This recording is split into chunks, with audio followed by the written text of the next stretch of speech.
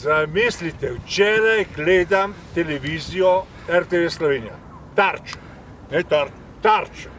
In na Tarči nastopa, zamisli, Karl Erjavec. In pravi, da tip ima 39 glasov zloženih v svoji blagajni.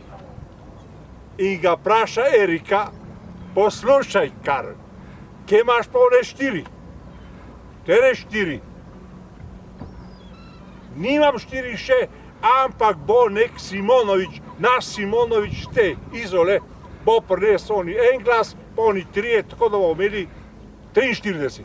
A je prav? Ja, Karl, kaj pa to delaš? Se s tem ne moreš premagati od desno opcijo, si normalen. Zamislite, to je naš novi predsednik vlade.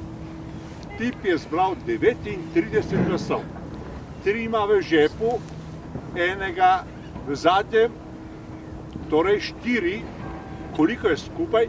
43. In to je naš novi predsednik vlade. In to je Karl Erjavec, gospod Karl Erjavec.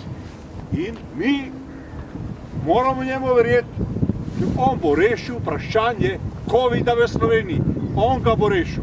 Ne pa tile, ki zdaj vodijo v to vlado, ne bo. Ta ga bo rešil. On je ta prav. On obvlada stvari. On bo nam dal napotke in seveda ekipa bo to rešila. Tako da vemo. A smo pravilno to ugotovili? Smo. Karl, živijo sem slišal, da si včeraj uspel priti na Tarčo in razložiti, da boš ti predsednik vlade. In zamisli, jaz bom delal zate. Saj ti veš, jaz sem ljudem včeraj svetoval.